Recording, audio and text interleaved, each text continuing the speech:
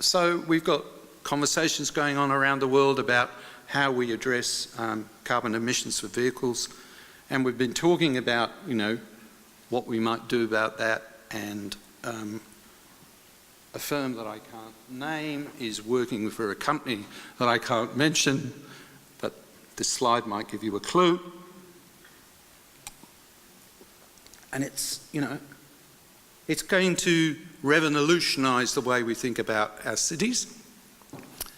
And as was being said to us this afternoon, I'm not sure that everybody who needs to be thinking about that is thinking about it sufficiently. And high-speed rail is going to revolutionise the way countries that can support it can connect their cities. But, you know, these things are a bit like scraps on a beach to a seagull politician. If you come to Australia, they are hell-bent on creating high-speed rail. There's no bloody way we can justify high-speed rail in Australia, but they've spent millions and millions and millions of dollars on investigating it. So it's horses for courses. It's about understanding what works. It's about professionals like us being brave enough to speak up and say, you know, you've got rocks in your head, Minister. And finally, the digital economy, which is changing everything, as we know. And the information that's available from big data just keeps on growing and increasing. And how we use it and how we can use it is something we're just learning about all the time. The whole approach to consultation using things like collaborative maps is just opening up before us. So no longer is there an excuse for saying it was, you know, kind of too hard to consult the community. There are all sorts of ways you can consult the community, and there are all sorts of ways you can ensure that you get meaningful sampling of the community. So with a consultative map, you create a project space map in Google Maps, and you then encourage the community to go in and they can comment on issues, or they can comment on a scheme or whatever, and all of this information is automatically collected and delivered to you. You don't have to go out and knock on doors or hand deliver questionnaires and wait for them to get mail back and not know what sort of sample you've got. So, you know, there are all sorts of ways we can do our jobs better. And the people who we're doing the work for are going to have expectations of us as the current custodians that we will have planned for that and thought of it and done it. I'm not sure that we are.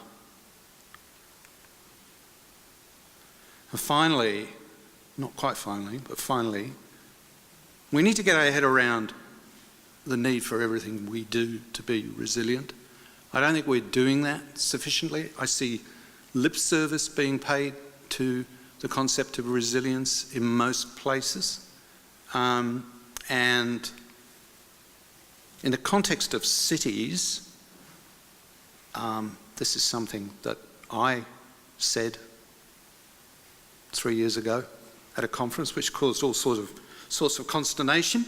But, you know, I think we have to get our head around the fact that parts of the city system will fail, and we need to know how the system can heal itself from those failures, because they will happen. Okay.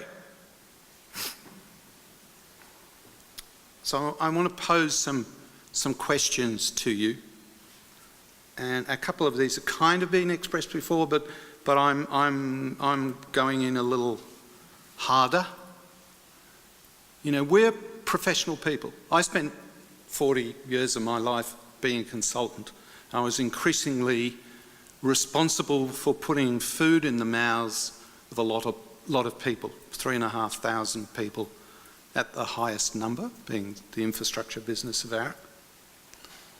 And that's a pretty demanding task, to know where you're going to write the business to fill those mouths. And so you need to have a pretty good idea of who the client for your work is going to be. Now, as planners, I mean, I think as an infrastructure engineer, I've got a pretty good idea of who my client can be.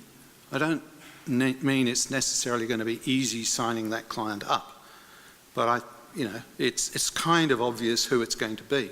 But when we start thinking about cities and who the client might be, I think it becomes more challenging. It's not a hopeless case, but I think it does become more challenging.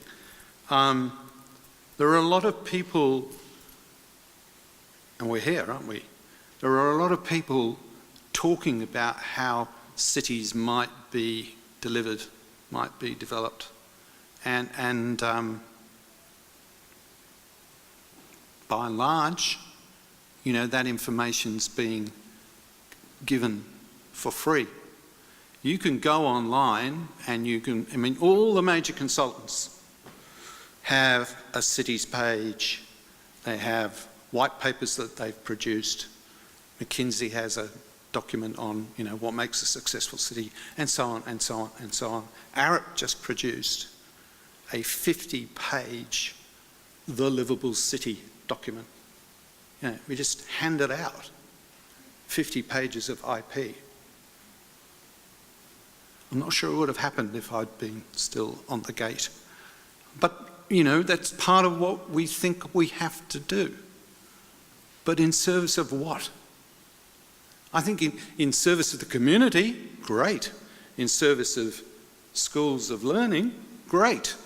But if you're consultants and you employ people, who are the clients that you're going to be working for? Because what is occurring in Australia is government has no money. No money. And the government is trying to push everything that it can to the private sector, and it's trying to assist the private sector as much as it can. So what's happening to zoning laws is that they are being relaxed. The private sector wants to build on the fringe because that's where the land is cheap. So we're creating an unsustainable Australia, which is going to turn around and really bite, not so much my children, but my children's children. It's going to be really tough. And it's pretty harrowing when you're a professional person to say, well, to see what you could do about that. In North America, you have benefactors who fund good work. Robert was describing who funds some of the work that they do. You don't get people like that in Australia. They're called developers, and they do it to make money. They don't do it. Look, there are one or two that do good things, but for the most part, they do it to make money. So that worries me. It worries me in terms of the profession of planning as to who it is will actually provide the work that will allow younger planners to develop their expertise. Because I don't think you develop a full palette of skill working in the public sector.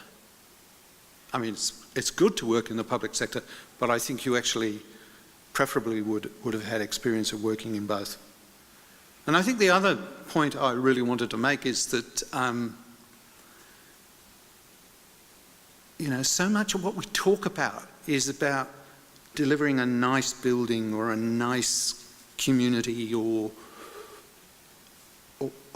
a nice extension to a light rail system or whatever.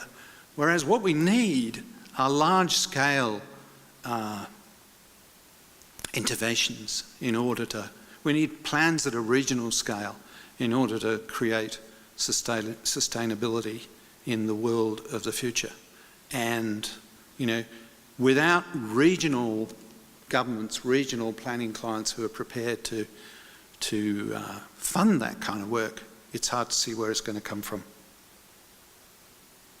And finally, yeah, the point about ensuring the resilience and sustainability of what is built is to me fundamental.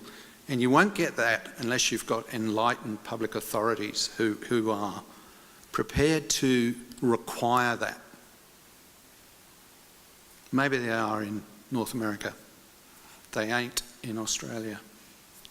So that's all I want to say, but I'm hoping we might engage in some conversation. Thank you very much for listening.